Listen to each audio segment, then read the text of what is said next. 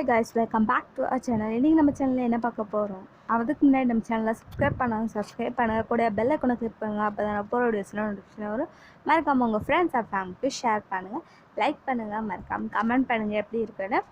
So இன்னைக்கு என்ன recipe பார்க்க போறோம்னு பார்த்தீங்கன்னா எல்லாத்துக்கும் ரொம்ப ஃபேவரட்டான ரொம்ப பிடிச்ச டிஷ் தான் பண்ண போகிறோம். என்னென்னு பார்த்தீங்கன்னா மீன் குழம்பு தான் பண்ண போகிறோம். ஸோ கண்டிப்பாக எல்லாம் செஞ்சு பாருங்கள் வீட்டில். செம்ம டேஸ்டியாக செம்ம ஈஸியாக பண்ண போகிறோம். வாங்க வீடியோக்குள்ளே போகலாம்.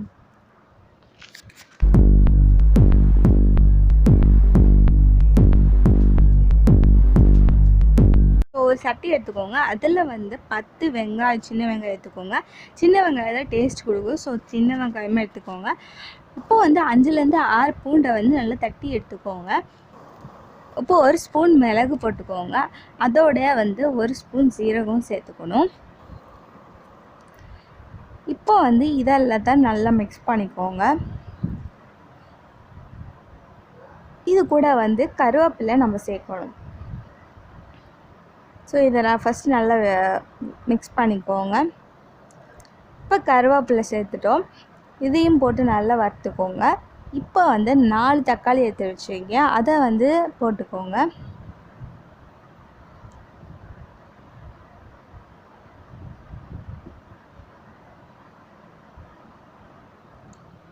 இப்போ இந்த தக்காளியை நல்லா வேகட்டும்.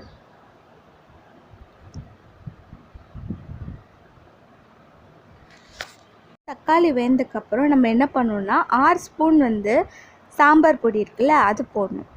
சாம்பார் பொடி போட்டாவே போதும், செம்ம டேஸ்ட் கொடுக்கும் மீன் குழம்புக்கு. ஸோ எந்த மசாலாவும் தேவையில்லை, சாம்பார் பொடியே போதும் நம்மளுக்கு. மசாலா வேணால் நம்ம எக்ஸ்ட்ரா மசாலா சேர்த்துக்கலாம். அதை நல்லா மிக்ஸ் பண்ணிக்கலாம். அந்த மசாலா போட்டதுக்கப்புறம் ஸோ நான் 1 ஸ்பூன் மிளகாய்த்தூள் போட்டிருக்கேன். ஸோ உங்களுக்கு தேவைன்னா போட்டுக்கோங்க, இல்லாட்டி சாம்பார் பொடியே போதும். காரம் இருக்கனால நான் போட்டிருக்கேன். இப்போ நம்ம செஞ்சு வச்சு தான் அரைச்சி எடுத்துருக்கேன், அவ்வளோதான். இப்போ நம்ம அரைச்சக்கப்புறம் இப்போ அந்த வெங்காயம் தக்காளி எல்லாத்தையும் அரைச்சக்கப்புறம் நம்ம இப்போ சால்னா செய்யலாம் ஆரம்பிச்சிடலாம். ஃபஸ்ட்டு எண்ணெய் ஊற்றிக்கோங்க. அதில் வெந்தயம் 1 ஸ்பூன் எடுத்துக்கோங்க. இப்போ கொஞ்சம் கருவேப்பிலை போட்டுக்கோங்க. கொஞ்சம் சின்ன வெங்காயம் நறுக்கி வச்சுருக்கேன், அதையும் போட்டுக்கோங்க.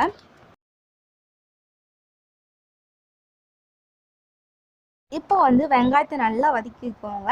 இதோடு நம்ம வதக்கினதுக்கப்புறம் ஒரு 10 பூண்டை முழுசாக சேர்த்துடலாம். அது டேஸ்ட் கொடுக்கும், அதனால் 10 பூண்டு சேர்த்துக்கோங்க. இதையும் நல்லா மிக்ஸ் பண்ணிக்கோங்க. நம்ம அரைச்சி வச்சோம்ல அந்த மசாலாவை நம்ம இதில் சேர்த்துடணும். அதுதான் இப்போ உங்களுக்கு ரெட் கலரில் தெரியுது. ஃபஸ்ட்டு நம்ம செஞ்சோம்ல அந்த மசாலா அரைச்சிடணும். இப்போ இந்த மசாலா கூட நம்ம புளி தண்ணி கரைச்சி ஊற்றணும். புளி தண்ணி கரைச்சி ஊற்றினோடனே உங்களுக்கு தேவையான அளவு உப்பு போட்டுக்கோங்க.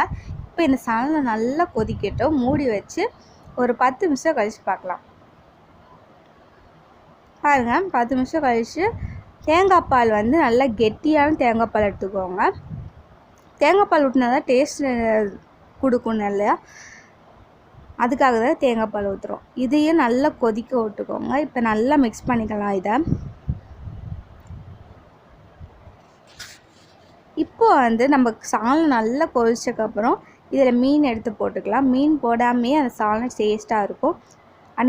அதுவும் எங்கள் வீட்டில் அதிகமாக மீன் சால்னா சாப்பிட மாட்டாங்க. ஸோ மீன் போடாமே சால்னா தண்ணியாக எடுத்து வச்சுருக்கோம்.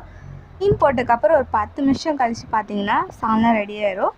ஸோ கண்டிப்பாக டேஸ்டியான மீன் குழம்பு ரெடி ஆகிடுச்சு. கண்டிப்பாக வீட்டில் ட்ரை பண்ணி பார்த்துட்டு எப்படி இருக்குன்னு சொல்லுங்கள்.